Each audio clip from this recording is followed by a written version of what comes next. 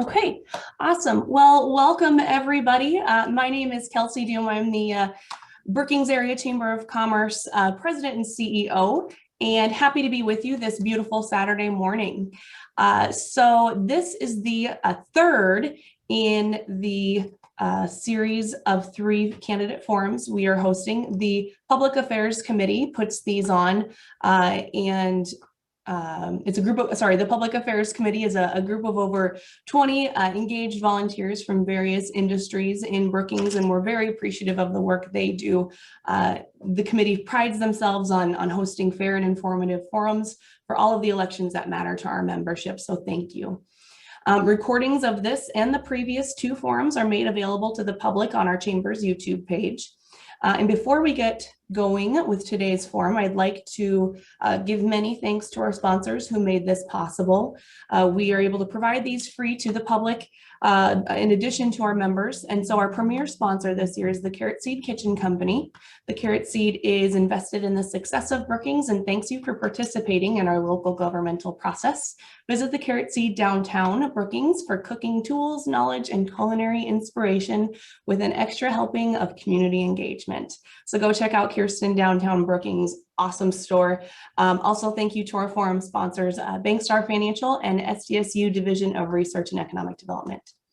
So today we are joined by the 5 candidates vying to serve on the Brookings City Council, who you will meet here in a second, as well as our moderator, Andi Fouberg, who is past chair of the Brookings Area Chamber of Commerce Board of Directors and currently sits as CEO of the South Dakota State University Alumni Association.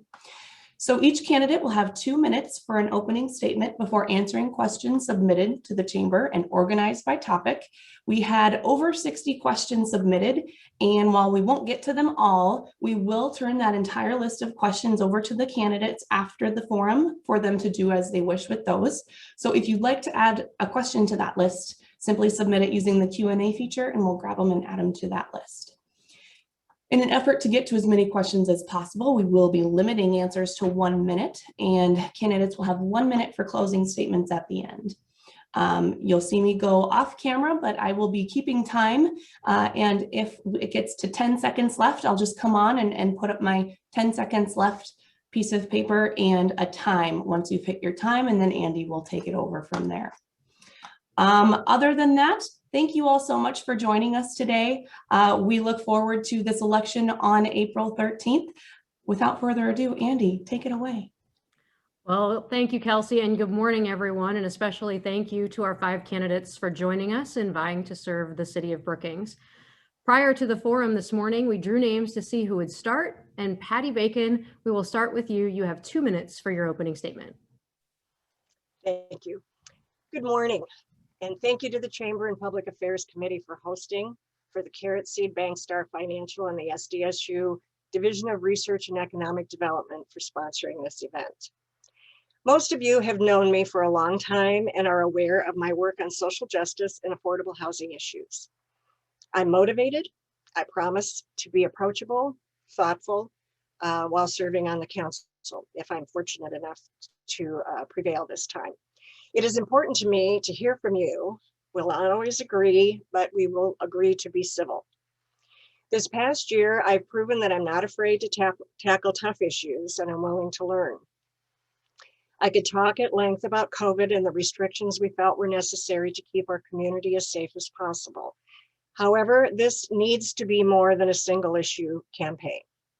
As you know, it's turned into the most contentious council race we've seen in a very long time.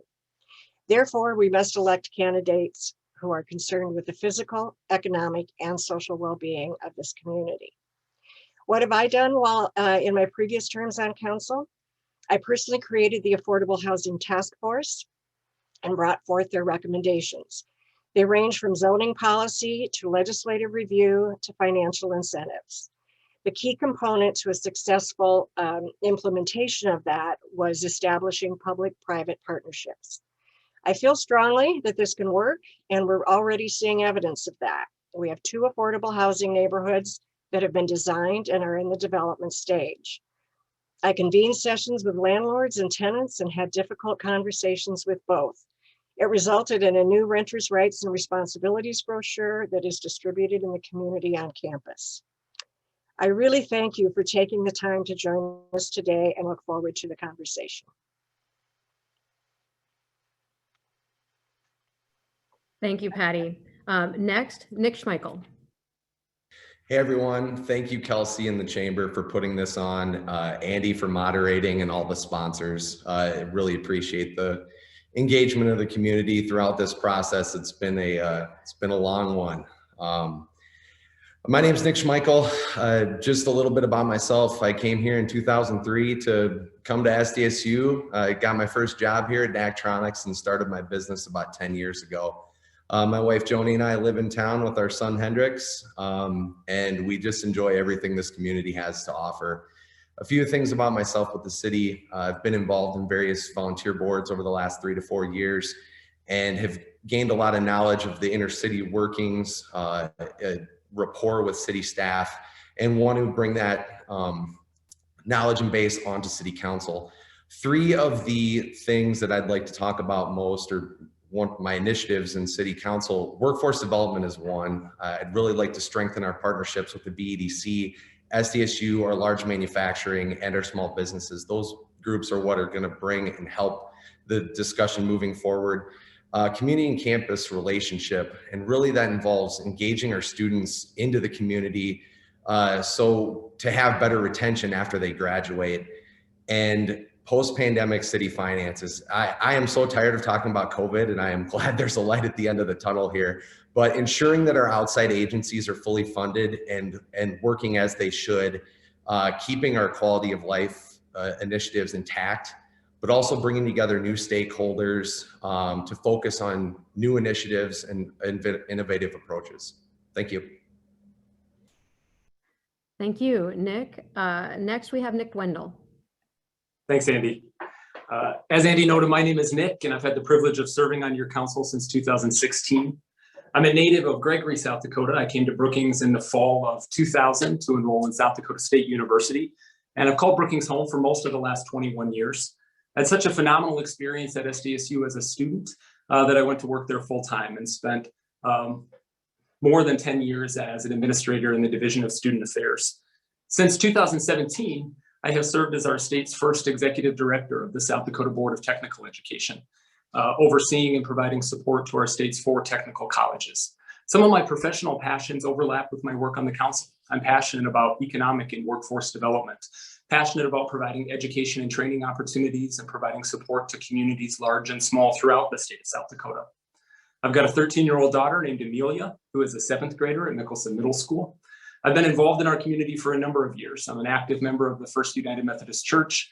I was a founding member and the first president of Connect 2140. I was a longtime volunteer with Downtown Brookings Incorporated. And in 2015, I founded a nonprofit organization called the Big Blue Birthday Box. When I thought about why I wanted to run for re-election, certainly I had to acknowledge, as we all do, that the last year has been filled with challenges for all of us. But as full of challenges as the last year has been, I believe the years ahead of us are filled with opportunities. Opportunity to invest in important infrastructure, opportunities to support quality of life initiatives and amenities that make Brookings a unique city in South Dakota, opportunities and obligations to collaborate, to come together to pave a path forward as a community, to support our businesses, our students, our healthcare workers, and our whole city in a life beyond COVID. Those are the types of conversations I'm looking forward to having this morning. They're the types of opportunities I'm looking forward to pursuing in a 3rd term on the council, and looking forward to hearing your questions today. Thanks. Thank you, Nick. Next, we have Isaiah. Good morning, everyone. My name is Isaiah Crevier. A big shout out to the Chamber of Commerce and the Public Affairs Committee. Thank you so much for your participation in this event and for putting this on, as well as the sponsors. I know that seeing the businesses in town, we wouldn't be able to do it without our small business sponsors as well as our large business sponsors. So thank you very much for those. And thank you to all you who are tuning in to this forum. It's wonderful having the participation of the community. I grew up in the Brookings area. I graduated from SDSU. Once I finished at SDSU, I moved to Minneapolis. That's where I attended Northwestern Health Sciences University. I left there with my doctorate of chiropractic, and then once finished with my internship, which is our residency program, I moved back to Brookings. This is where we wanted to start our business. We wanted to come back and invest in the community that I grew up in. I'm very passionate about Brookings and the entire Brookings area. My wife's name is Julia. She and I have 3 children together, Finley, Bear, and Cedar, and they are a great joy to us, and we love what Brookings has to offer. We've been blessed by the Brookings community, not only as a business, but also as a community member. And I want to make sure that we see it thrive in the future. I have been an active community business owner and member. I've been on 2 local boards. I'm a board member for the Brookings County Youth Mentoring Program, and that's where we seek to build supportive and consistent relationships between the caring adults that we have in our community and some of the youth. I'm also on the Downtown Business District Committee, and that's where we help provide guidance for the downtown Brookings businesses and help actually promote events and activities to stimulate a healthy downtown culture. I want to leave you with a couple things today. I'm a solution-based individual. Part of my job, not only as a doctor, but also as a business owner, is to find those problems and create those solutions. So I want to make sure that we stick to policy on most of those things when it comes to city council. And so I'm looking forward to serving the community. Thank you, Isaiah. Next, we have Nate Holden. Hi, everybody. I'm Nate Holden. Thank you to everybody who's putting this on and helping sponsor everybody who's watching this as well. Everybody's saying that. We'll just keep it short and sweet there. But I've been in Brookings for 25 years, came up here for college, moved around a lot as a kid, lived in a bunch of different states and everything. Came to Brookings and fell in love with it. This is my forever home. It's just an amazing community, and all the people that I've met and gotten to know over the years through here. I decided to run for city council because I feel like at times in the past and things that I've dealt with or seen with the city councils, not necessarily all just this one, but all sorts of different ones. There's times where it seems to be a small driven goal of the council and not a wide for the whole city. And so I wanted to be a voice of the city and bring back that thought of total community awareness, not just a goal for this or a goal for that. And I wanted to see that transparency and people thinking that they had that voice in there. A lot of different things I'm looking at doing with that as far as fiscally responsible in the government and how we do and spend our money, as well as maybe some outside meetings of things that aren't just city council structured, organized, maybe just a casual sit down here and there where people can ask casual questions and it's not so structured, and we can kind of get that back out to the thought and process to the city. I guess ultimately I want to make Brookings proud again. You know, when I first came here and for quite a few years, everybody was so proud to be from Brookings, and they'd go around to the rest of the state. Oh, I'm from Brookings, you're nothing. And I feel that's kind of slipped a little bit in the last years. And I want to make everybody kind of have that being, whether it's a cockiness or whatever it is, but have that kind of attitude that we used to have here. That, hey, I'm from Brookings, maybe I'm a little better than you. And it kind of, it's a funny thing to say that, but you know, it makes you proud of your town when you can kind of be that way. Thank you. Thank you.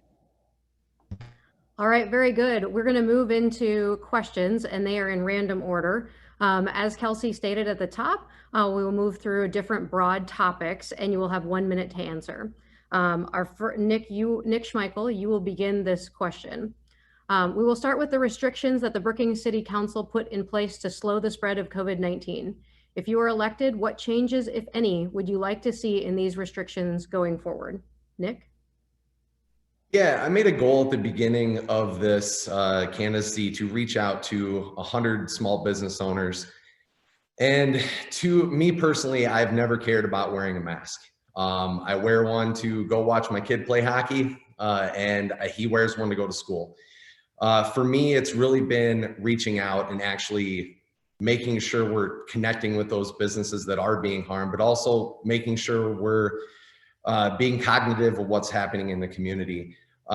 Two things that I've heard from business owners in town, the big two things: they wish that city council would have from the beginning, when restrictions were put in place, started having a conversation of how we get back to normal. And the second thing that I heard the most was agility, being not putting something in place for 60 days, not really talking about it, and then moving on. So those were the two things I think we really need to reach out and make sure we're connecting with the people that are harmed.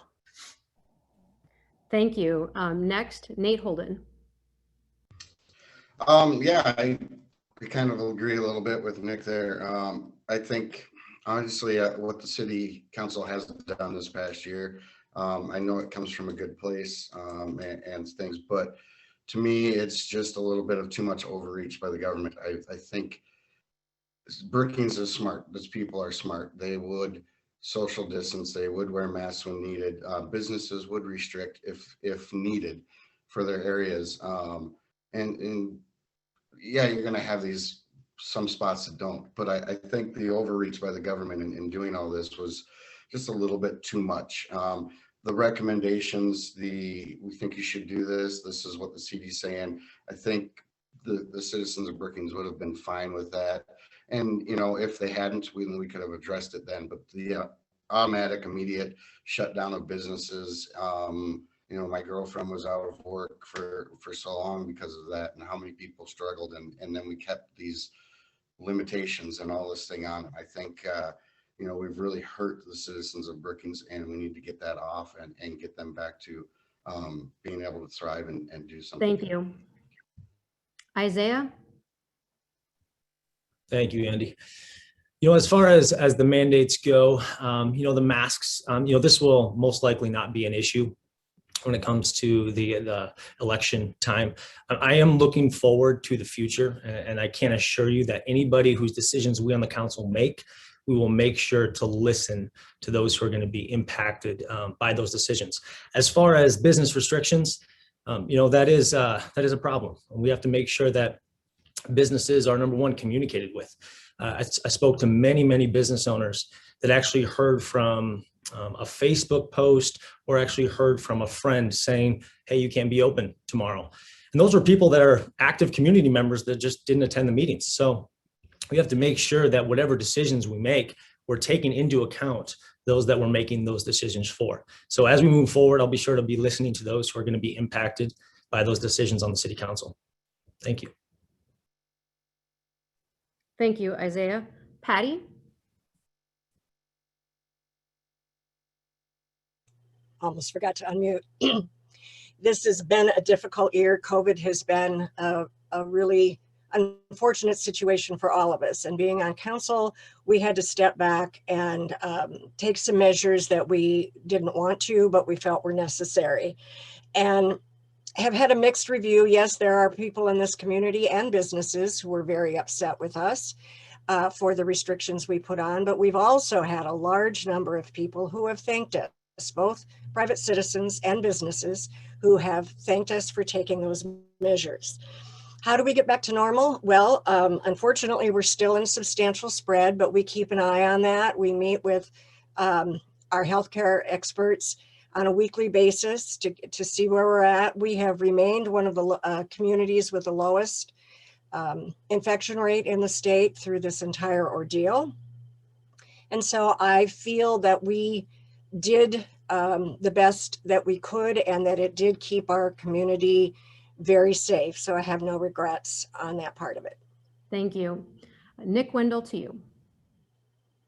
Yeah, I think as we think about how we start to ease back to some sense of normalcy, we started to do that. You know, a week ago in a council meeting, we had to pass a new ordinance which lifted capacity limits in businesses but maintained the mask mandate. We had asked for feedback from community members, and the overwhelming amount of feedback we received from business owners, hourly workers, residents, students was to maintain the mask mandate but lift the capacity limits. And I think that's a good example of how we continue to be vigilant. We consider the fact that we're still in substantial spread. We encourage mask usage, in particular in indoor spaces, but we lift some of the other restrictions so that we can start to move back toward normalcy. I think we all have some goals hanging out there. Chief among them for me is to ensure that Brookings High School and South Dakota State University can have in-person graduation ceremonies in May. I think if we work together over the next couple of weeks and months, we can celebrate some of those milestones together. We approved the Brookings Summer Arts Festival in Pioneer Park this summer. Those are the types of milestone events that I think mark a return to some normalcy and traffic in and out of our community if we can remain vigilant. I think as we see our vaccination rates increase, that's another positive sign that some of these restrictions will sunset and we'll move back towards some normalcy, and we've already begun that process. Thank you. I will let everyone know that was our COVID question. We will move on to other topics. Thanks for the thumbs up. Our next question, Nate Holden, we will start with you. If you are elected, what do you think the city can do to help small businesses? I guess leaving businesses, little help here or there, push things that you can do, but kind of freeing up restrictions on them from all sorts of things. Like I said, less government oversight and things is part of what I want to do. So maybe we need to sit down and what does the city do that makes it a little harder for you to run your business? And if it's something that is, within legality to be able to lift things that the city imposes on people, then we go with something like that. Getting out there and having those discussions with the community, and not just at a city council meeting. Like I had said before, I want to have something like a sit down where we just kind of can informally meet and get ideas from people. It's not so structured, it's not so driven as a city council meeting. It's just an idea generator that we can then bring those ideas to the city council to see what we can do to help them out. Thank you. Nick Schmeichel. I'm really happy to hear that the Arts Festival is approved this summer. I think things like that are going to help small businesses town, getting people back into town and exploring all that Brookings has to have. I mean, that inherently getting people here is going to help. I was very happy to see how well the pods have been going at the Swift Health Center for vaccinations. I think that's also going to help get people out there. And continuing to work with the chamber to put events on that can bring people to town, but also bring community members and SDSU students off of campus into the community, get them into the community. But largely, I think small businesses are going to end up taking care of themselves. I mean, you've seen some of the innovative things that people have done through this whole process to stay open, to get creative. And I think other than helping potential getting people here, the city council isn't going to have much to do with that. I think it's going to be the businesses that take care of themselves. Thank you. Next, we'll go to Isaiah. Thank you. I was really happy this question came up, and I'm really actually agreeing with Nick as well, both of the Nicks. The Arts Festival, super excited about that. That's definitely going to help our smaller businesses. But I want to identify some young leaders in our community, whether it's high school or college level, and incorporate some faculty as well that can help identify needs. And the way that my process wants to go through, I actually got this from Randy Perry. We want to create a survey here in town. And what we're going to do is from that survey, identify needs from the community that businesses can meet. And with that, along with people having the mindset of shopping a little bit more in Brookings, what that'll do is that'll actually increase revenue. So this was actually done in Minor County. They saw an increase after implementing this strategy. That's a county of only about 3,000 people. Within 1 year, they saw their overall revenue increase by about $15 million. So I'm looking forward to supporting small business through this. We have to have things like events and those type of things to increase traffic here in Brookings. Thank you. Nick Wendell. I think one of the ways we as a city council can continue to support the business community is continue to partner with our stakeholders in the community, the Brookings Area Chamber of Commerce, the Convention and Visitors Bureau. The support that we're able to provide programmatically and financially to those organizations deeply impacts our business community. Those are folks that have expertise in planning events and providing training and guidance for business owners. There are a couple of things that I think we can do in particular in the heart of our community as we think about locally owned businesses in downtown Brookings. I've been a champion for downtown Brookings, funding for the downtown business district for years. Right now, Brookings doesn't have in our buildings in the core of our community a minimum maintenance code. So if you move into a storefront in downtown Brookings, the building you may be moving into does not meet certain minimum standards that can be a barrier to successfully launching a business there. Those are the types of things that I've learned from business owners and storefront managers, not just in the last year, but before that, And I think those are important conversations as we continue to think about how folks do business as individuals return to a brick and mortar presence in the forefront. Thank you. Patty? Well, first and foremost, we need to shop downtown and in our local small businesses and encourage others to do the same. I would agree with Nick Wendell in that we need to continue to promote those businesses, look forward to sharing that information and getting people downtown. I mean, events like Downtown at Sundown, I think got folks downtown, and many of the small businesses started to stay open so that they could see a little bit of traffic. So we need to look for other ideas and incentives like that to get folks back to shopping downtown with our locally owned businesses. I think the vaccinations, as has been mentioned, is going to help a lot. We're all going to feel safer going places where there are other individuals.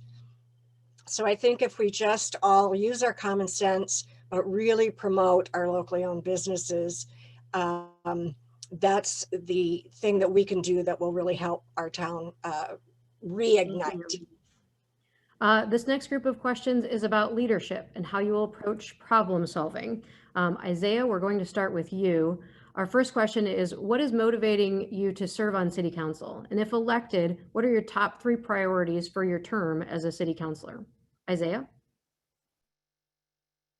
Could you repeat the question, please? Yes, Kelsey, don't start the time. What is motivating you to serve on city council? If elected, what are your top 3 priorities for your term as city councilor? Isaiah? All righty. The top 3 things that I want to do. Number 1, I want to make sure that the city council sticks to their job description. Their job is to manage policy. We have to stay in our lane. I want them to get out of the way of small business. Number 2, my platform would be to don't spend, invest. We want to make sure every dollar is allocated in the right place. Our budgeting process should reflect a constant investment in our city, not just blind spending. A good example of that was how the current city council and city attorney handled some of the jail expansion from the county. Their decisions actually cost the taxpayer about $2.5 million. And that's something that I want to make sure that those outcomes don't happen. Lastly, listen to those impacted. We have to make sure that we're having creating that communication channel between the community members and the council to making sure that our voters are being heard. What's motivating me?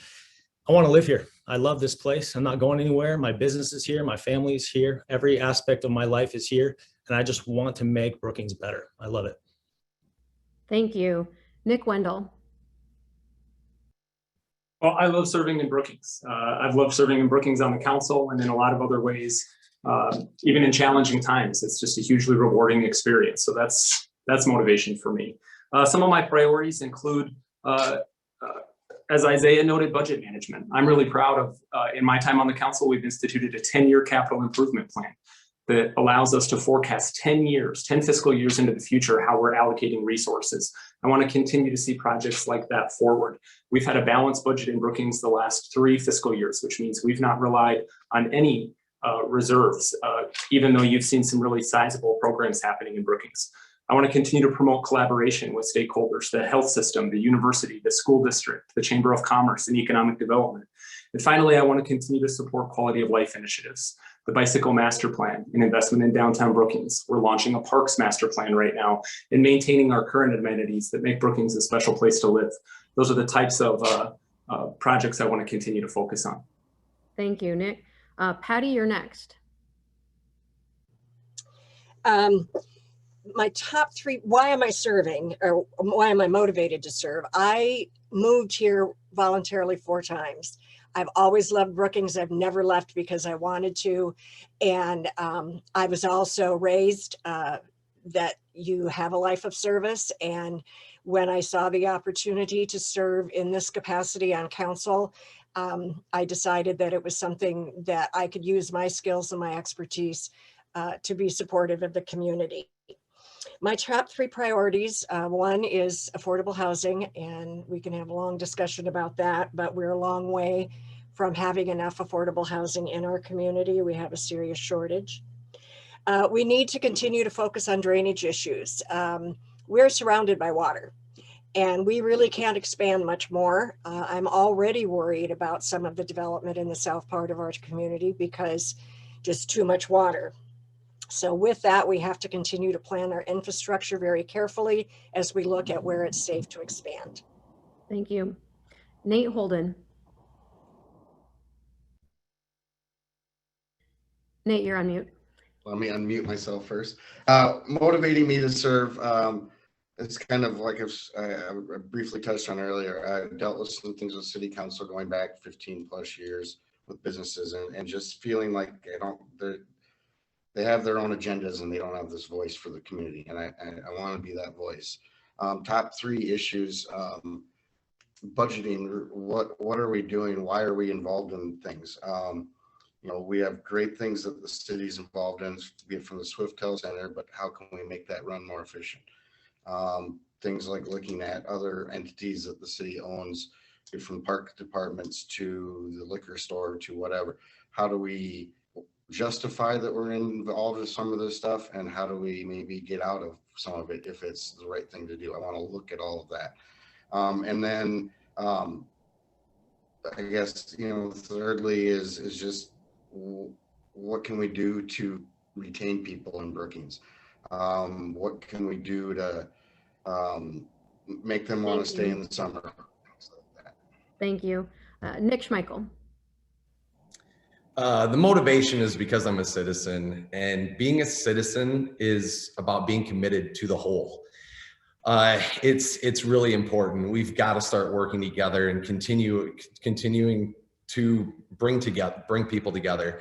I touched on this in my opening, but workforce development is a key focus of mine. We've got to help our employers get employees, but make sure that employees have the quality of life that they want here.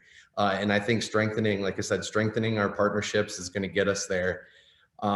Post-pandemic city finances is something that's a key initiative of mine. Just bringing people together to continue to focus on innovation. And really, a lot of this dovetails in, but SDSU, making sure that our students feel welcome in this community and start being more active in our community. Studies show that when students become more active, they're more apt to volunteer, more apt to live here. And if they leave, they're more apt to come back to start a family. Thank you. Nick Wendell, we're going to start with you on the next question. How do you plan to carry out the role of counselor within the Brookings City Manager City Council form of government? And how do you see your role in working with the city manager? Nick? Well, I've learned a lot about the interaction that our city council has in Brookings with city staff, and I really commend our city staff. They've been visionary in making more transparency in our budget-related decisions and helping us to plan around maintenance and ongoing needs in existing facilities and spaces.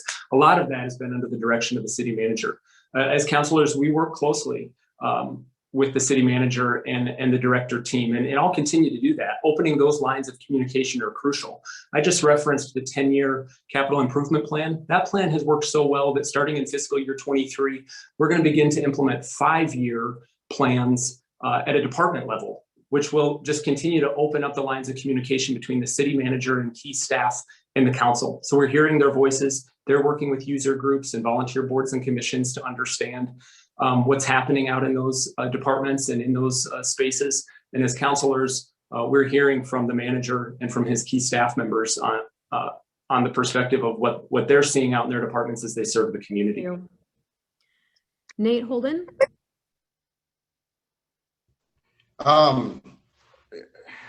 Working with the city manager and the mayors, the city council is I guess a little something that we're gonna have to take a hard look at and see why do we do some of the things that we do, and you know, why do we approach it this way and not ways that other cities do it. I understand the benefits of having that city manager, and he's got his thumb on all these things, but as a city council, we're the elected officials who are in there, and we need to maybe step up and have a little more say in certain things, and do things for the community that are better, instead of 2 raises during this pandemic for a city council or for a city manager and things like that. I think we need to use our money wisely and not just let someone like that, things like that go on. I think we need to be a little more involved than maybe what we have been as a city council. Thank you. Nick Schmeichel. You know, one of the things about 4 years ago that got put together was our master plan. It was a 40-year plan, and that's fantastic. I mean, hours, weeks went into that, study sessions, and we have a roadmap as council, which is great. And we need to continue to follow that roadmap. That is what the community wants. In terms of that's pretty much what your job is on council, making sure what you have or what the community wants, getting that information to the city manager and city staff, and letting them execute, and knowing and trusting our city staff that they are doing what they're doing. And if something is not happening with what the community wants, that is one time when council can step in and make that correction. Thank you. Patty Bacon. We established the Home Rule Charter here in Brookings in the 1990s. And with the Home Rule Charter comes a city manager and a city council the way ours functions. And that is that the council sets policy and the agenda, and the city manager and staff implement the policies that are determined by the council. So I like this form of government. I feel it's working well. I love our master plan. A lot of thought went into that. A lot of community members were able to weigh in on that. And it's our job as council, and we did that during our last retreat, is to review all of those priorities that were determined in the master plan and work on those that are the most achievable or the most budget friendly right now, and determine the order that we will get the entire plan implemented. Thank you. Isaiah. Yes, I like this question because it goes to a lot of the things that we as business owners see. If we're a small business owner, a lot of times we make the decisions day to day.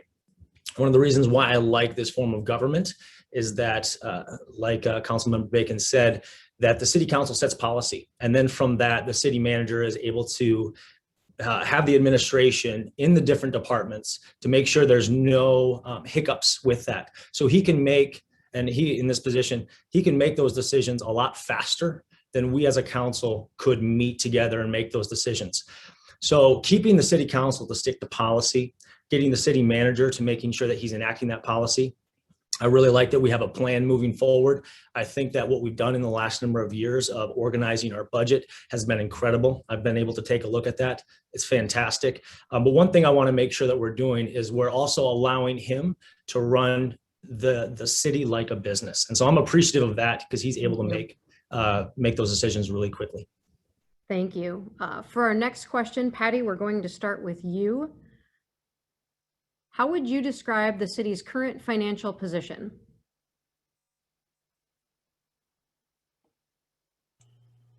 I would say that we're in an amazingly good place. The minute the pandemic began last year, our city manager sat down with our staff and said, we need to make cuts now to a budget that had already been approved, and said, okay, and every department did. They went through and fine-tuned and reduced every dollar they could in their individual budgets.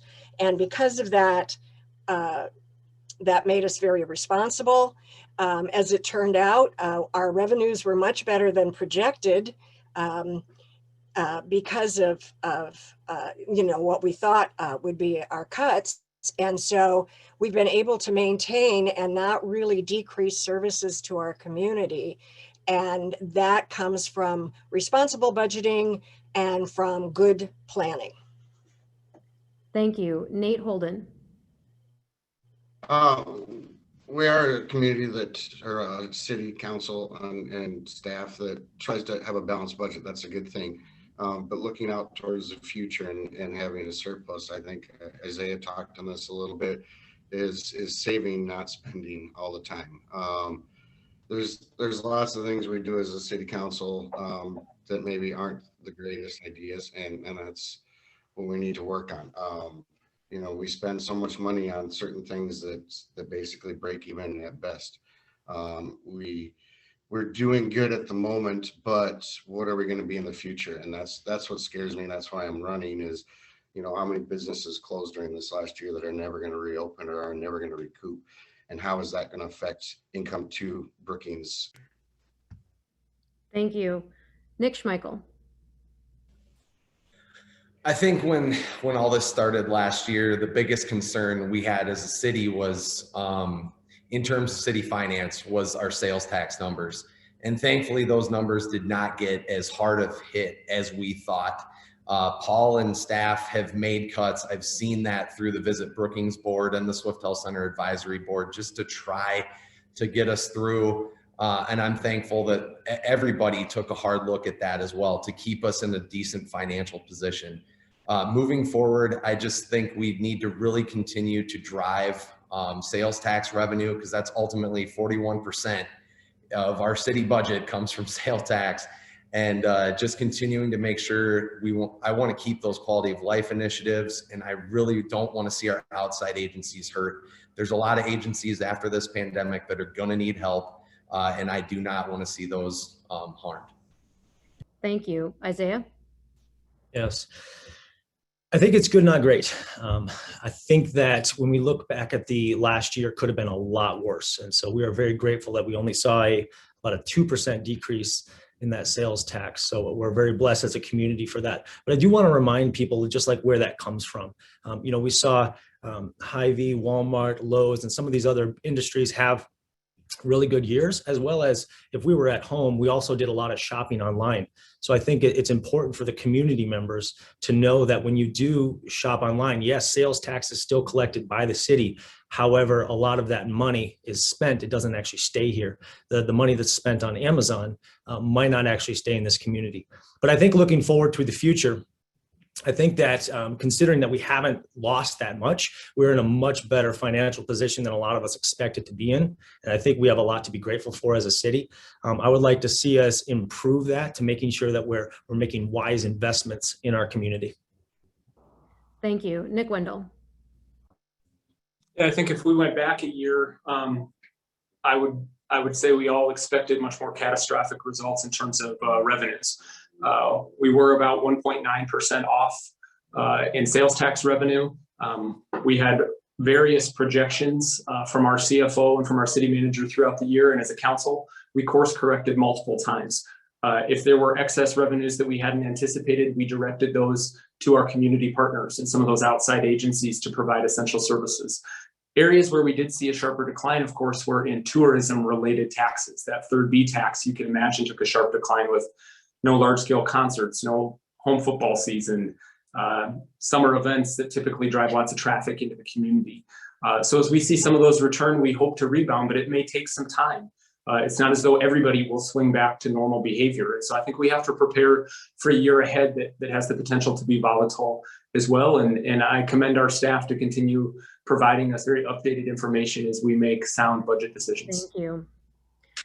On our next question, we will start with Nick Schmeichel. The question: the state's attorney has stated that meth is still the #1 criminal activity problem in Brookings County. What can City Council do to address this problem? Nick?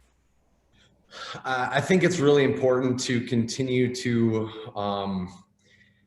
work with and make sure that we're working with substance abuse partnerships with the Brookings Health System, as well as really supporting the police department. There's not really much more I can think of other than that. The county, the state's attorney has started a diversion program, but that's not for meth. I've heard a lot about this. My nephew's a highway patrolman and I know how critical and bad it's an epidemic, really is. And continuing to work with our health system, our behavioral health professionals, and working with our police department to ensure that we're keeping our community safe. Nick Wendell? Yeah, State's Attorney Nelson did note that meth continues to be, and meth-related charges continue to be, the biggest issue his office confronts year after year. I think one of the things that we can do is be good partners.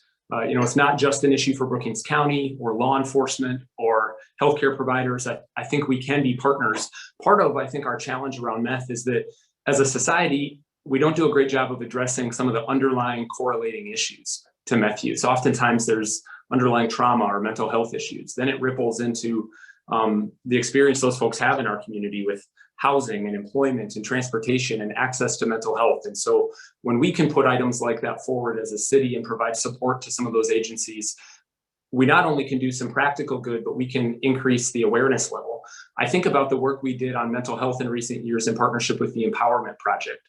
As a council, we put about $4,000 forward to help them open transition housing. It wasn't enough, but putting it on our agenda and having a community conversation about it brought some resources to bear from other partnering agencies and just increased awareness across the community. Isaiah? Yeah, this is a good question. It definitely impacts many aspects of our community. A lot of times the addicted are often victims in this, and I think we would be wise as a community to remember that. Just like if you look at a snake, you wouldn't go for its tail. We want to make sure that we're going for the head. And even though the city council is involved in more policy decisions, we have to make sure our police force is supported. We have to make sure they're well funded to break up distribution pipelines within the city, but also making sure that our partnerships with the county and state law enforcement are also well communicatory on those. We also have to get not just tougher on crime, but we also have to get smarter on crime. And that's not my slogan, that's from the state's attorney Nelson. But we have to be advocates for programs like drug court. I think that's what Nick Schmeichel was mentioning earlier when it came to the diversion program, which is for alcohol. The drug court is for that. But we have to take a long-term preventative approach. So organizations like the Brookings County Youth Mentoring Program, building relationships, fostering that, the Boys and Girls Club, those are organizations I'd love to support to help our community. Thank you. Nate Holden. Yeah, everybody's kind of touched on parts of this, but a big thing is yeah, working better with the police. What can we do for them, with them, and what can we do to help them be easier to work with other communities and state levels with things? That's already illegal. I don't know that we're going to pass any legislation there that's going to make it more illegal. But maybe, as touched on again, getting that word out there, more information, and trying to get less of a stigma on it. I think when you feel so bad about things, you feel like you have nowhere to go. But if we feel like we have a good talking community and you need some help, let's help you. And it not feeling like you're such a horrible person or whatever that feeling you're having because of these issues you're having, that we're able to have that better conversation with them and maybe find a better solution to helping them out. Thank you. Patty. Yes, I think most of the key issues have been touched on. I'm very grateful that our state's attorney has been so creative in how he has been addressing this and improving it. I think public education is huge, and that's something we as a council can support. And then those partnerships that have been mentioned with our police department and behavioral health. We all have, this is a community issue, and we all have to keep looking at ways that we as a community can address this and try to reduce the reasons for addiction before they become addicted. And poverty and mental health issues are usually the key issues that lead people to drugs. And so if we would look at the core issues, then I believe that's something we as council can do, and that will help the others in this issue. Thank you. We'll be starting our next question with Nick Wendell. Nick, what role does the city play in growth? What is your vision for Brookings development over the next 15 to 20 years, given our infrastructure and drainage challenges? Well, growth and planning and development needs to be a top priority for the council and staff moving forward. We are a landlocked community. We've invested in the type of staff expertise and technology that can help us map out residential, industrial, and commercial growth where we have developable land left. Some of those metrics indicate that we have maybe 15 to 20 years of developable land left. I think it's important that we look at the reinvestment and rehabilitation of existing neighborhoods that are already connected to infrastructure, streets and sewer and drainage and lights. I think that's one place we start. From a commercial perspective, I think there's opportunities to encourage growth, incentivizing the development of certain properties that are connected to existing industrial or commercial land. All of that, of course, is interconnected. I think also about, from a planning and development perspective, when I talk about the existing neighborhoods in the core of our community, we have to incentivize property owners, because from a residential perspective, of course, if you own a property. Thank you. Nick Schmeichel. Yeah, the frustrating fact about Brookings is if you look at our water table, we're basically the city is in the middle of a giant net, which forces us really to grow. You know, we can't really grow out, we have to grow up. I just looked, and part of the thing, we have 27 active listings for houses today, but I do believe we have to work on prioritizing developers and allowing development to happen at the market that it is. I agree with Nick with redevelopment of certain areas. There's only one way to go with the land that we have, and it's going up.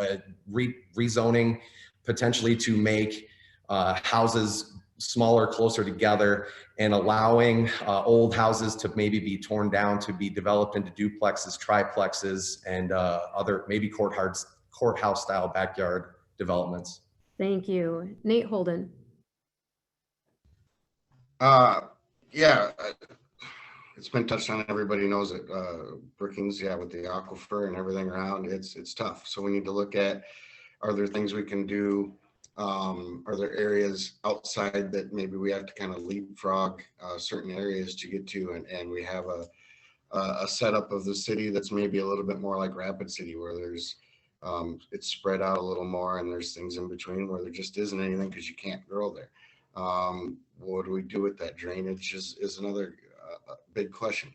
There's plenty of businesses that want to do things with that as well, and I think maybe we need to bring it to the people and see some of these businesses. What can we do as a city council member? Maybe we're not as informed.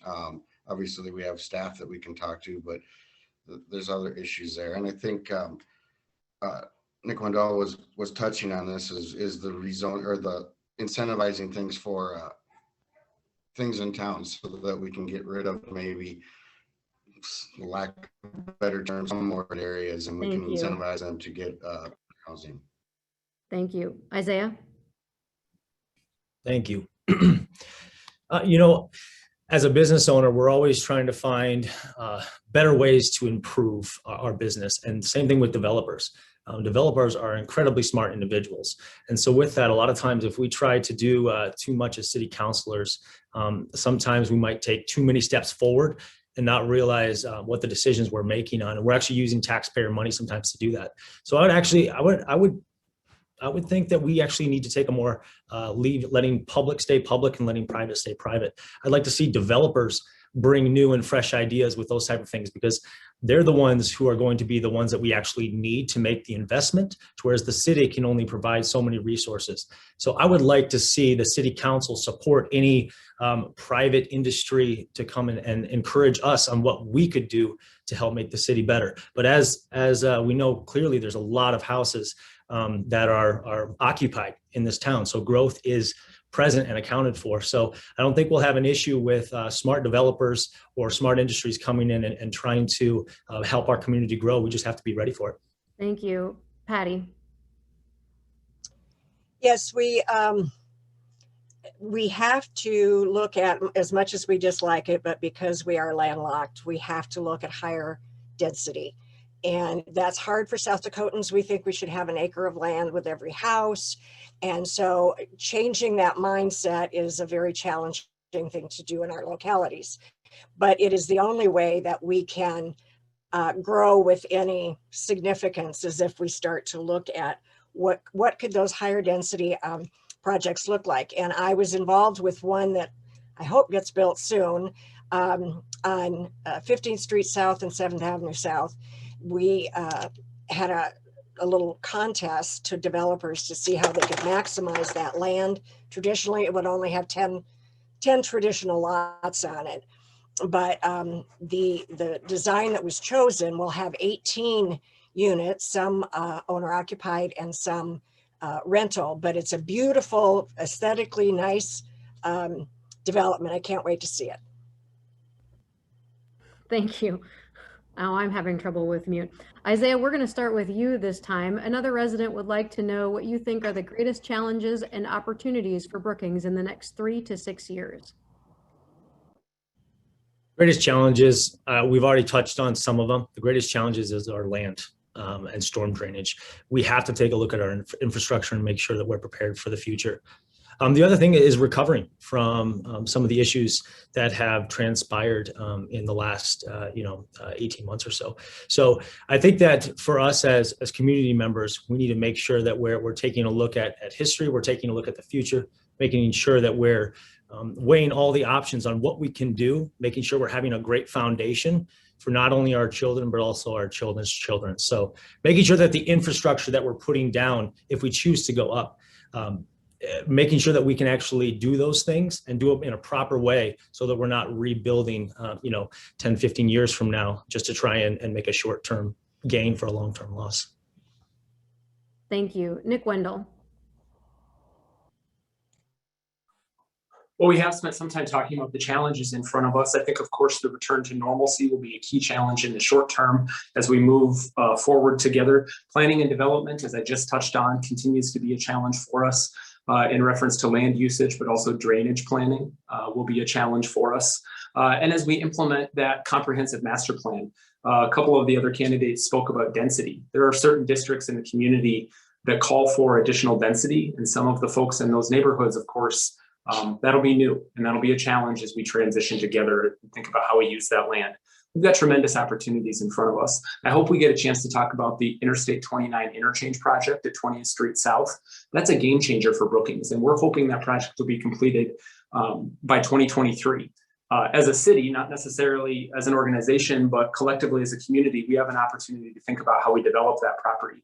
I'm also excited to continue the implementation of the bicycle master plan, not just as recreation, but as a transportation opportunity in the community. Thank you. Nate Holden. Yeah, we've talked about it in different aspects. Yeah, challenges is definitely both, and not just in where can we go, but how do we keep that growing? If we don't have places for people to come, are they going to move into town? SDSU continues to get more and more students every year. When they're not living on campus, where are they going to live? If we don't have room, we're going to stall everything out. So we definitely need to address and fix those issues. And then, further on, yes, the drainage issues. And again, it's a city council saving money for that and being prepared. We can have a master plan and assume this is what's going to happen. But if we don't have funds there for when inevitably something doesn't go the way we hoped it would, then we're going to have to now take from other resources to address. Thank you. Patty Bacon. Obviously, and it's been touched on, the land issues, the storm drainage issues, and the recovering from COVID are all key in this next short term.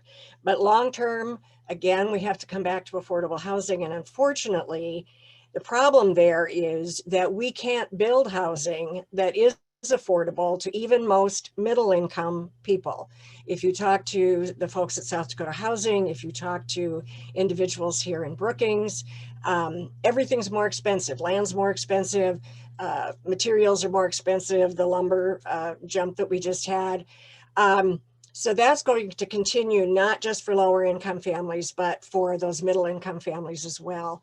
And so we have to look to see if there are any incentives that we can provide as a city to help address that issue.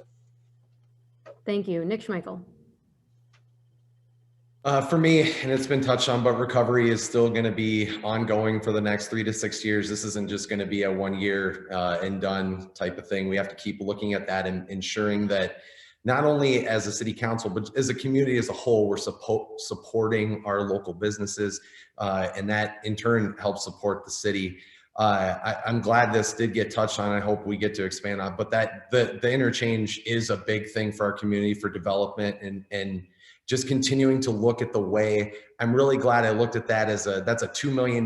You don't typically get a $2 million or invest something for $2 million and get a $20 million return. That was a great investment. I'm very happy we did it. But not just looking at development in the next 3 to 6 years, but we also have to continue to look at development to the next 20, 30, 40 years. Had we maybe looked at developing to the northeast prior to SDSU putting in the cattle complex, we may have been able to develop some housing up there. And I just don't think there's a palette for being around that right now, but just continuing to develop for the future. Thank you. The next question, we will start with Nate, and you've touched a little bit on this, but this is specifically about housing. Many in Brookings believe we are facing an affordable housing crisis. What is your understanding of the affordable housing issue in Brookings, and what can the mayor and city council do to address the crisis? Nate? Get off mute there. Yeah, affordable housing is an issue. Patty touched on this. You know, our land's a premium year, so that does make housing get more expensive. How do we get around that? I mean, I think part of it is we need to maybe do some incentives. Like I said before, with landlords, trying to, what can they do as a landlord to maybe have that affordable renting areas, and we can start with things like that, that they can reduce their rent because we've given them incentives as landlords. If they keep the upkeep of their house so that it doesn't look as bad as it does, whatever that is. We just need to sit down and have that conversation of what can we do to create affordable renting to start with, and then from there we can move to affordable buying. And this lumber charge is going to hopefully fix itself eventually, and the building of that will help out. But if we don't have room to expand our Thank you. land. Thank you. Isaiah? Thanks, Andy. You know, this is a really tough question because goes back to that supply and demand. And we have so many people that want to live here within the city of Brookings. And we have a lot of property owners that live here as well. And it's not easy to find affordable housing. That's definitely an issue that all of the candidates, I think, would agree on. The challenging part is a lot of candidates have made this a platform to run on. But as we've seen, there hasn't been too many things that have actually come to pass in the last number of years, even though this has been an ongoing issue for a number of years. Personally, I would like to see Brookings create an open communication with our surrounding communities and towns, places like Aurora, Volga, Elkton, Bruce, White, these other areas, to where we can potentially either influence or help in some shape or fashion them create infrastructure for some more affordable housing. Because by 2030, I believe, we're going to be pretty much out of land. So for affordable housing, it's not going to be looking too good. So I'd like to see what we can do in the surrounding communities to help us solve this issue. Thank you. Patty? I've mentioned it a little bit already, is to incentivize things like smaller lots, smaller setbacks, so that we can get more homes. I mentioned the development where it would have traditionally been 10, and we're going to have 18 units in that same amount of land. So that's that higher density. Learning how to deal with that. We also have to look at existing structures in our community and rehabilitate some neighborhoods and some housing, and find ways to incentivize that to get done. Many communities have been doing that, providing incentive structures to do that. We have a number of, unfortunately, not unfortunately, but we have most of our lower income families live in mobile homes, and many of those mobile homes are in dire need of repair. So we have to find a program to help them improve that. Thank you, Patty. Nick Schmeichel? Yeah, in 2016, the East Central Real Estate Group hired the THARP planning group, I believe is what it was called, to do a little study on Brookings. And what they found in there, one important thing that they found was Brookings is missing the middle. We have a lot of single family homes and we have a lot of high density apartment complex, but we're missing duplexes, triplexes, those things. And I think developers have kind of responded for that. If you look since 2016, we've seen more duplexes, we've seen more triplexes get developed in town, and a lot of them are being sold very quickly. One thing that's important to know, I know that TIFs are always talked about, but that also does mean raising taxes. And with the way property is right now, we have to see if the community, if that's going to be palatable as well. I mean, that all comes together into the cost of owning a home. So it's going to be a collective thing, but I think letting the developers develop what they've been doing is what we need to continue. Thank you. Nick Wendell. I might push back a little bit on the notion that we've not made any progress on affordable housing. I think in recent years, we've taken great efforts to build strong public and private partnerships to address this issue. A lot of you are familiar with the Affordable Housing Task Force that relied heavily on input from the development community and the realtor community. As a city, we've been really open and flexible to changes in zoning regulations, smaller lot sizes and setbacks, which ultimately impact the cost of development and ultimately the cost of homes. As Councilor Bacon noted, we do have 2 emerging affordable housing neighborhoods. Those are really challenging to get off the ground. And so I think that hopefully will provide a model for how we can do that successfully. I've spoken already about the investment in existing neighborhoods that are already linked to infrastructure. Something else that we have implemented is a design review team that meets at least once a month, if not twice a month, which really streamlines the experience for developers and builders. It's an internal process, but it makes it can shorten the time to build and improve the experience for developers and builders. A challenge in front of us, of course, is increasing labor and lumber costs, and we'll have to be mindful of that. Thank you. Patty, we're going to start our next question with you. Brookings is home to the largest university in South Dakota. Describe your view of the relationship between Brookings and SDSU. What is your vision of the relationship between Brookings and the university over the next 10 years? Patty?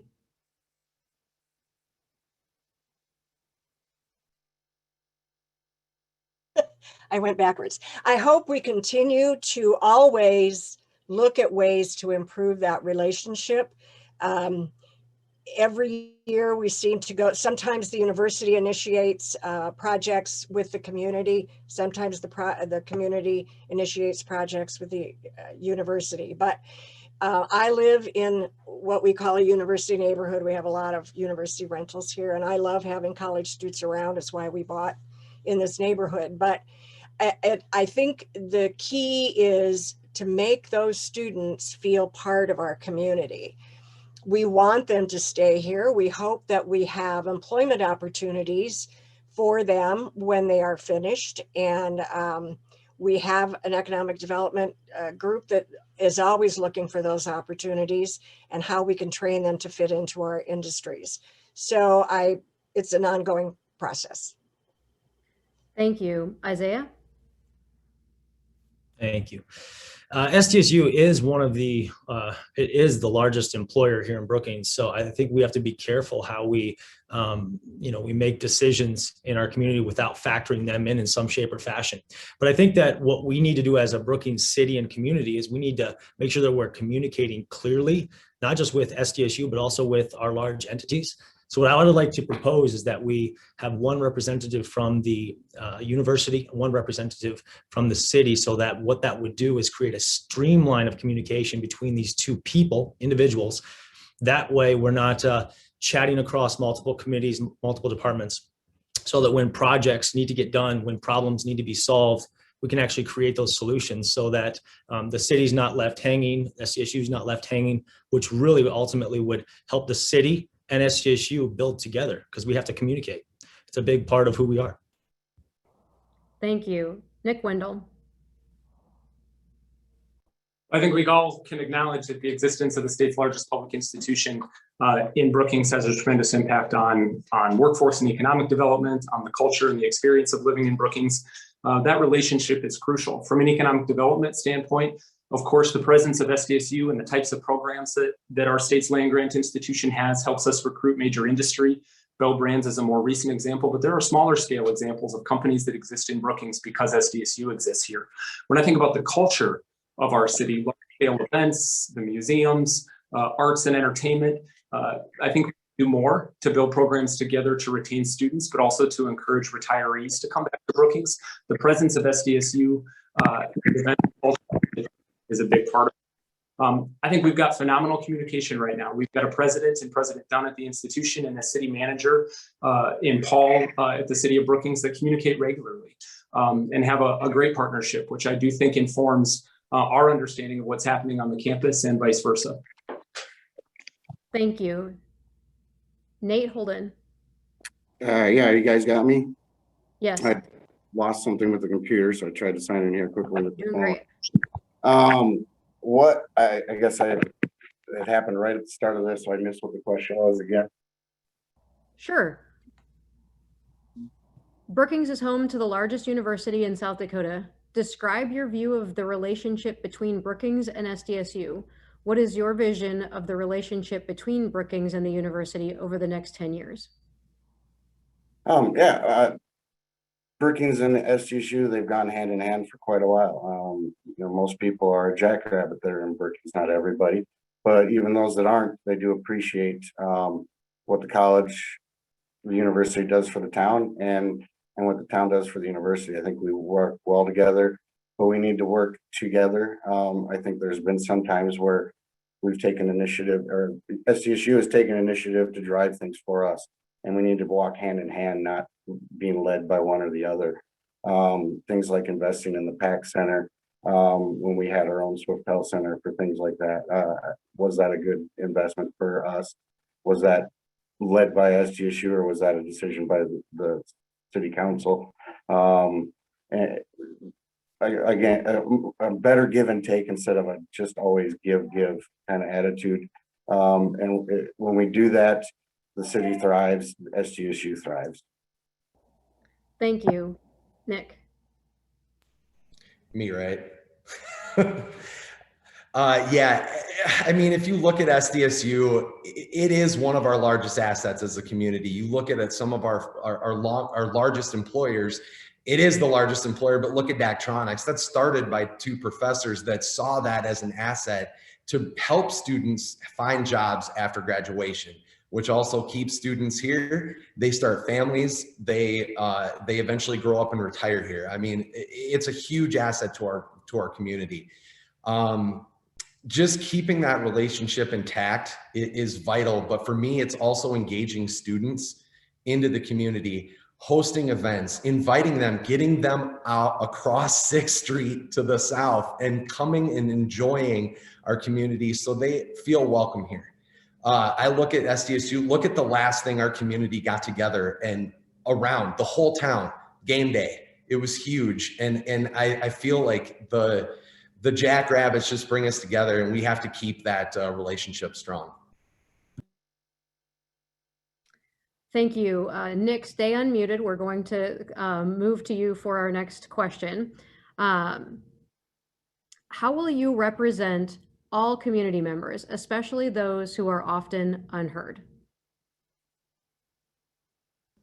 You were talking to me, right? Yes, sir. Yeah, okay. This community has done a great job in terms of some of the things that's put in place. The inclusion resolution was a great step forward in making sure that all citizens feel welcome and representative. It is crucial that we have a community that works together, and just focusing on those things and making sure that everybody feels safe, because when everybody feels safe and welcome in their community, the community as a whole does better. And it relies on people looking out for one another. It relies on businesses looking out for other businesses. It relies on community members looking out for other community members.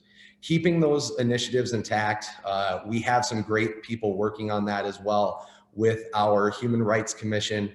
And I really appreciate all the work that is done in the future and look forward to other initiatives that we can work for to bring us all together.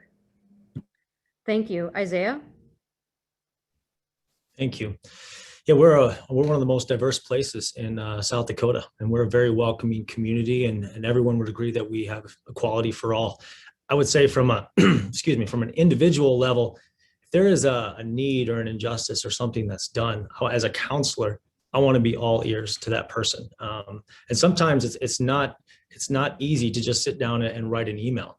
But I would like to make myself available to that person. I mean, I love coffee. People who know the coffee shops in town would definitely know that I frequent them often. I would love to just sit down and have coffee with them, have a long conversation with them to make sure that they feel heard and represented by me as a city councilor.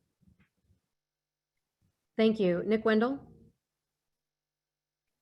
When we passed the resolution on inclusivity in 2017, it passed unanimously through the council, but our conversation that night was really centered on the importance of not just using words, but following up with action, not just to talk the talk, but to walk the walk. And I'm really proud of the work we have done since then. It's an ongoing march, but we have instituted the types of policies and programs and work with volunteer boards and commissions that earned us a perfect 100 score on the Human Rights Commission's Municipal Equality Index. Very few communities receive a perfect 100 score, and we've gotten it 3 years in a row. I think part of that demonstrates our council and our organization and our community's willingness to listen to marginalized populations.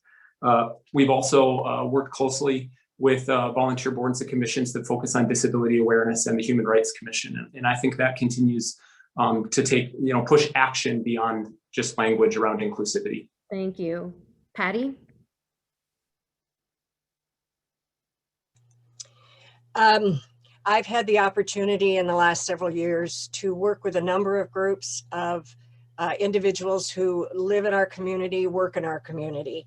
One of them is the members of the Hispanic community who work here in Brookings, and they oftentimes work out on our large dairies.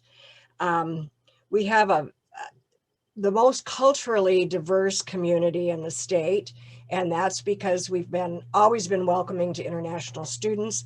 Many of them stay, either become faculty or work in the community and become citizens of the United States. And I have worked with all of them. I have worked intimately with the Brookings Empowerment Project and dealing with our individuals who face mental health issues and need some empowering themselves. Thank you. Nate? Yeah, I think some of the issues is, we're doing good things to have inclusivity, but some of the issues is when you're not feeling included, you don't feel you have that voice. And even if you do, you go to something like a city council meeting to raise an issue. It's very structured. It's very tough to get that your point across in a little blurb that you're telling them, and then maybe there's a little back and forth, but it's very structured and very strict. So, as I talked before, I'd like to hold something where it's, whether it be a quarterly or a monthly thing, where it's just a sit down and chat, everything's informal. We want you to come to it. And maybe if we do a monthly thing, this month, our focus is going to be on this. And so come in and talk to us. And you can have that back and forth, and you can have multiple people engaging at once and have more of a relaxed, all right, now the problem, we get your side of the view. Now we can figure out how we're going to address it. Thank you. We're going to go into our last question before closing statements. Isaiah, we will start this question with you, and a couple of you mentioned this, but talk about what you know about the interstate project or the interchange project and the opportunities or challenges that it might bring. Way to go out with a bang. This is actually one of the things that I am not as well versed on. And so this is where I'd like a community input. But from what I know as a business owner, when we look at how much the current interchange has actually affected the Brookings community, if we add another one of those, that's going to make a large expansion for Brookings. So I would be interested at looking at what kind of developments we can do, how much we can actually invest as a city, and what the return on that investment might be. Can we actually create some long-term investment by attracting, whether it's developers or other industries, to that area? But I appreciate the question. I wish I had more knowledge of this topic, but this is one thing that I will definitely be looking into as a city councilor. Thank you, Isaiah. Next, we'll go to Patty. You're off mute already, Patty. Yeah, I guess I am. This has been a project that I've struggled with. I wasn't in favor of it when it first came before us, but and one of the issues that was used to sell it to us was the opportunity to develop more retail coming off that exit and in that part of 22nd Avenue in that area. Unfortunately, the retail market is not very viable these days in bricks and mortar, and so that's going to be difficult. We're going to have to find, as I think was Isaiah mentioned, some industries and some businesses who will be interested in utilizing that area. Thank you. Nick Wendell.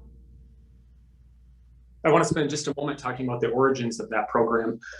We had some surplus funding as a city council, and we're able to earmark $2 million to put toward this program, partnered with Brookings County and private donors to leverage that $5 million local commitment to earn a more than $18 million federal grant to bring this project to fruition. So it's just a phenomenal example of private and public partnerships that could bring a really important project to our community. I think we'll have an opportunity now as this program comes to fruition in 2023 to really think about the opportunity for industrial development close to the interstate, some commercial development as we get close to 22nd Avenue, and increase traffic patterns into those residential neighborhoods, and the outdoor adventure center, the softball and soccer complexes in the southern part of town. I think the private sector is going to drive a lot of that, but if there's work we can do as a council to encourage that kind of industrial, commercial, and residential development, the interchange is just a huge opportunity for the community. Thank you. Nick Schmeichel.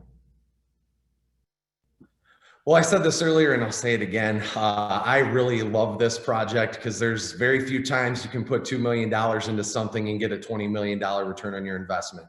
I mean, it's great. I think it's going to do a multitude of things. One, like Councilmember Wendell had stated, it will drive traffic to some of those things that we have on the south part of town. Could potentially bring in more events to those, the soccer fields, the softball complexes, make it easier to get there. But also, it's important for our community, the people that live here and work on the east side of Brookings, they now have a quicker connect to not just use the 6th Street corridor. They can also, I view this as a quality of life too. They can get to work easier, and we may see expansion to the east side of Brookings because of it. So I really look forward to this project, and I'm so happy it's going through. Thank you. Nate Holden. Yeah, I'll go kind of along the lines of Isaiah. I don't know enough to be super intelligent on how I spend or talk about it. But what he had touched on is we know about it, but we're not sure exactly what's going on. A lot of people. I think we need to have a better discussion with the community, like you said. I've talked to people that think it's the greatest thing in the world. Well, what's so good about it? Well, it's going to be another road. And then you talk to people that it's the worst thing we've ever done. Well, what's bad about it? Well, I don't know. Why are we doing it? You know, so there's a lot of confusion out there as to what this is going to do for us, how we can use it to develop it, things. And we need to get that out there so that the whole community can get behind a project like this instead of we don't like it or we do and we don't know why. Thank you. Thank you all very much for those of you who submitted questions and for taking the time to answer them. We're going to move now on to closing statements. Nick Wendell, we will start with you. Thank you, Andi, and thank you to you for facilitating today. Thanks to Kelsey and her team at the Chamber and our sponsors for making this forum happen. And thanks to viewers and engaged citizenry that submitted questions and are participating this morning. I'm anxious to continue the conversation offline. We've got, we're at 10 days till election day now. I just wanted to reiterate a couple of the points that I made this morning. My commitment to balancing the need to invest in important infrastructure projects, but also continuing to support quality of life initiatives and amenities that make Brookings unique. I think I've demonstrated in the last year my ability to collaborate with all corners of our community and make informed decisions, and in particular, make level-headed decisions as a level-headed leader for the community. I have so much more to say on so many other topics. So I'd encourage you to visit nickforbrookings.com to learn more about my plans around topics like workforce development, addressing the mental health issue in our community, safety and security, affordable housing. I go in much more depth there, and I'll continue to over the next 10 days. Thanks again. Thank you. Isaiah? Thank you, Andi, for moderating. Thank you to the Chamber for putting this on. Thank you to the sponsors. And thank you to everyone who's been so lively in this campaign process. And we look forward to April 13th. But born and raised here in Brookings area, I'm an SDSU alum, I'm a small business owner, and I'm dedicated to our community. And I think this community is exceptional, and I want to make it grow and help that process move forward. I would be honored to represent you, the city of Brookings, on the city council. We do need to start supporting our small businesses better. We have to invest back in our community rather than waste millions. We must bridge the gap between our city and SDSU students. And as someone who's been on the opposite side of some of the city's mandates, the council does need to start listening and communicating to the community, especially those who have been affected by the mandates. I live here, I work here, I raise my family here, I invest my time and money here, and I look forward to serving the people of Brookings. So thank you very much for everyone who supports the small businesses and the Brookings community. I love you all. Thank you. Next, we'll go to Nate Holden. Yeah, been in Brookings 25 years, love this community, want to do what's best for the community as a whole, and be a voice on the city council that you can come to and feel that not only am I going to listen to you, but I'm going to try to do what I can to implement things for the community, not just for certain groups, individuals.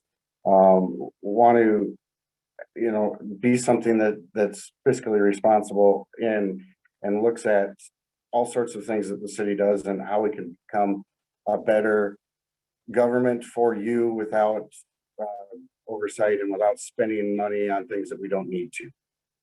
Thank you. Thank you. Patty Bacon. Thank you again to the Public Affairs Committee and the Chamber for hosting this. Thank you to everyone who's running. I find it exciting and stimulating when we do. There were too many years where we could barely fill the slate for folks to run. So having a larger candidate pool gives us the opportunity to exchange ideas and to get the community more engaged. So I want to thank everybody for that. This is a pivotal election, and we can't be short-sighted about that. As conversations have formed around personal freedoms, public health, and economic recovery, we must approach those concerns with informed big picture considerations.